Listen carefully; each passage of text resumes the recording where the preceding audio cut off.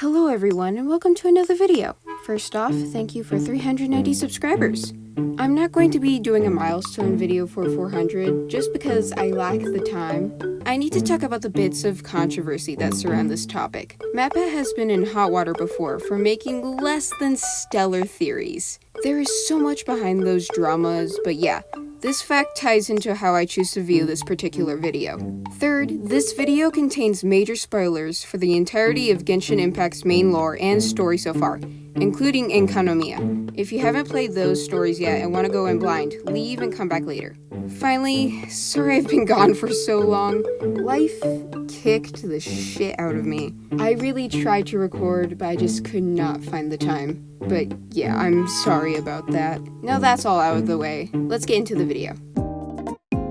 On February 24th, the game theorists uploaded their second video on Genshin Impact's lore. I am a huge fan of Genshin lore, and I was interested in seeing how Matpat would look into it. Genshin is one of those games that have hours of world building to sift through, and I think it would be right at home on the game theorist channel. But I watched the video, and I was underwhelmed. Even the thumbnail put me off from the video, and based on the comment section, I think a lot of people felt the same way. I know this might not sound that interesting, but I think this video shows the common problems with the game theorist channels that have been pointed out for a while now, and the problem with how Mihoyo, or now Hoyoverse, presents its lore. But before we could talk about that, we need to discuss the video itself. The biggest issue with this video is that this theory is pretty common knowledge amongst the community. It's been around for maybe 6 months, and there have not been a lot of game-changing things for it analysis-wise, so it makes no sense to make the video. People who like Genshin lore, the people most likely to click on this video, are not going to care. While I would go more easy on it if Matpat expanded on what he thinks Celestia's or the Tsaritsa's goals are, he doesn't do that either. So you aren't gaining anything by watching it. Not a great start, but hey, he has covered someone else's theory before, then expanded on it. And because it's so easy to get the information right, this should be an informative video for people who want to catch up on Genshin lore in an easy way. No, he got basic things wrong. Cool. In the video, he pronounces Snezhnaya correctly and proceeds to say we do our research. But later in the video, he gets multiple things in the lore wrong. An obvious one is how he says the Tsaritsa has 4 Gnosises. That statement is incorrect. Scaramouche took the Electro Gnosis and betrayed the Fatui. This was speculated after the Act 3 Inazuma Archon quest initially came out, but was confirmed by Child in the event with him in Xinyan, Labyrinth Warriors. So yeah, the Tsaritsa only has 3 Gnosises, Cryo, Enemo, and Geo. While this fact does highlight problems with how Hoyoverse tells its lore, this information is still uploaded to YouTube and is on the wiki multiple times. Like dude, this lore is in the Gnosis wiki page, something you should have checked. That's fucking embarrassing. Anything that involves any playable character usually involves some kind of lore, either that be minor or not. To look deeper into this problem, let's look at this comment made by It's Linny. I'm sorry if I pronounced that incorrectly. The first point in this comment is correct. Quote, the Gnosis isn't technically the source of Archon's powers. As Venti says, it connects them to Celestia. Raiden confirms this by being able to use Electro without being in possession of her Gnosis. End quote. The Gnosis provides an Archon with a lot of power, yes, but the Archons are powerful on their own. They don't need their Gnosis. It's a connection to Celestia first, power stuff second. That connection to Celestia is a reason why Raiden A chose to give Yaimiko her Gnosis. She didn't see the point in having it.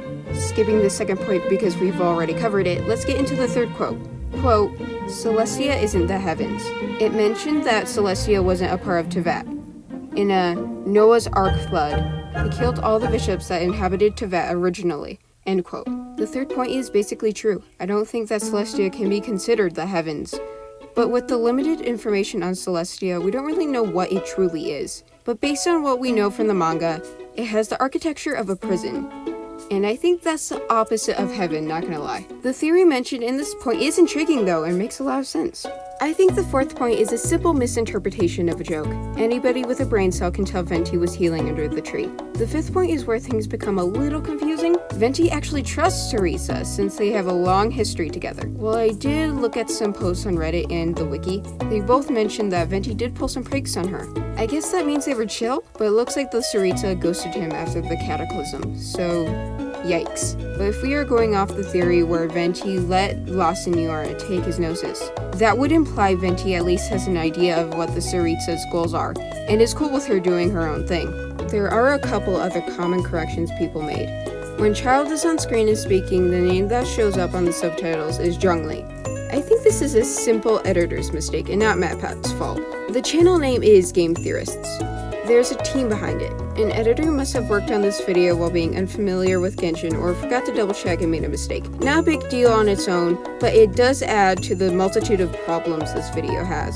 He also constantly mispronounces Tsaritsa, Snezhnaya, and Khaenri'ah. Like, I understand mispronouncing the first two, but Khaenri'ah isn't actually that hard to say. I know it was for a bit and all, but he never says the name for the rest of the video. So either A, he knows how to pronounce it but he's just making fun of the fact it looks like a keyboard slam, or B, he generally doesn't know how to pronounce it and is making fun of that. I hope it's the latter because that's way funnier. So yeah, this video is not good. But to be fair, Hoyoverse makes this lore less accessible to new players, and it's really frustrating. And before I talk about my more in-depth thoughts on game theory as a whole, I need to discuss those problems. Genshin lore is really interesting, but because a lot of important information is in events, it raises some problems with accessibility, and how relaying it this way will affect the main story. That's my overall opinion, but let me explain why, because I think this is a bigger issue than people realize. The thing that pisses me off the most is that some important ass shit can be told during an event. All Genshin events are time limited. It's so annoying to skip an event, then later realize the event revealed that the stars in this world are fake. Yes, an event revealed that Anne had Scaramouche's debut. Like, bruh, people should be seeing that all the time. The sky and stars being fake will probably have a big impact on the future story. It implies something bigger is going on with Celestia, or maybe even something else. Players shouldn't be able to miss that information. And this goes with the other events, the Albedo lore events.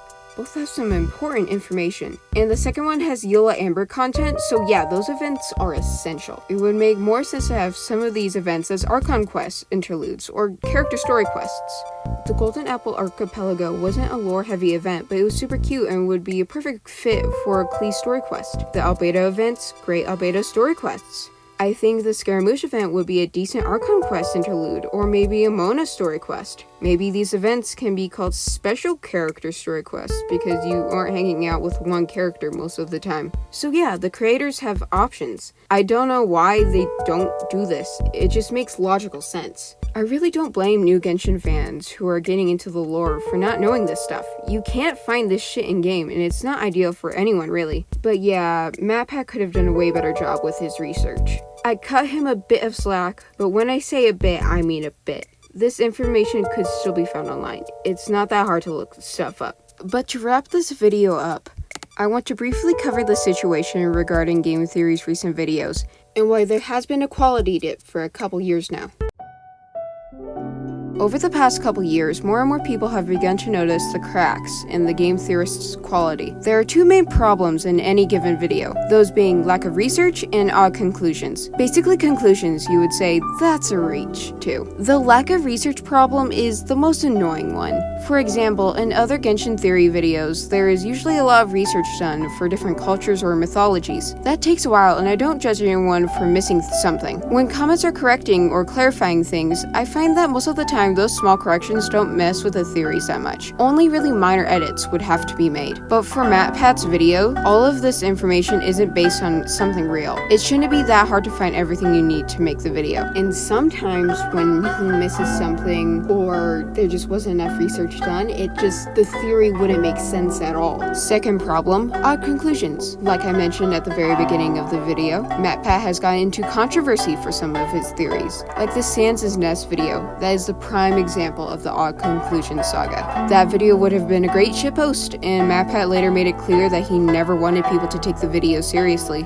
In that video, Matpat also talks about how he wants to get people to think and question things. But yeah, the Sans' Nest video doesn't really do justice for that content creation philosophy. If he made it more obvious he was joking, I don't think he would have faced as much criticism as he did during 2015. But for some theories, I think those videos should be considered what-if theory videos. There have been multiple times where there is a leap in logic in the script or a piece of information that is ignored.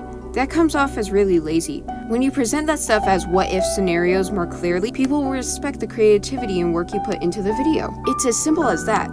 A video I would consider a what-if one is the pandemic video, because it does technically have what-if scenarios. It's just based on the pandemic and more controversial than the other stuff. I'm not going to go over that video in depth because I don't think it would fit in this video, but yeah, that's more of an extreme example of the what-if scenarios. I should have found tamer examples and shown them while I'm talking. If not, oops. Anyways, I don't want to drag this section out any further, mostly because other people have gotten into more detail about this topic. So I will show some videos I liked on screen, and link them in the description. Overall, there's a lack of refinement in Matpat's recent to recent-ish videos, and more people are starting to notice and criticize it. To clarify, this video is not coming from any hate. I think the thumbnail probably made that obvious, but I want to expand on that more. I have been a fan of game theory for a long time, since 3rd grade. It has a very special place in my heart, from the intro theme to that one image of Matpat he's used for all these years. I'm mostly making this video because I do want to see Matpat improve, and also because I just felt like poking fun at this particular video. But I really do think the amount of content the theory channels upload is taking a toll on quality. There are 3 channels and they all have a semi-concrete upload schedule. That means less time to make scripts as good as they possibly can be. The game theorists are called the game theorists for a reason. While Matpat's voice is iconic, I think there should be more emphasis on the fact that there's a team behind these channels. You can do a lot of good by promoting small creators on the channel and giving other creators time to breathe. I mean, he's done it before. Of course, that's only one solution and it's half-baked, but I just thought I'd throw something out there. I doubt change will come anytime soon, but I guess we'll just have to wait and see. But yeah, we're at the end of the video. Thank you for watching this far, it really means a lot. Hope you have a great rest of your day, and bye!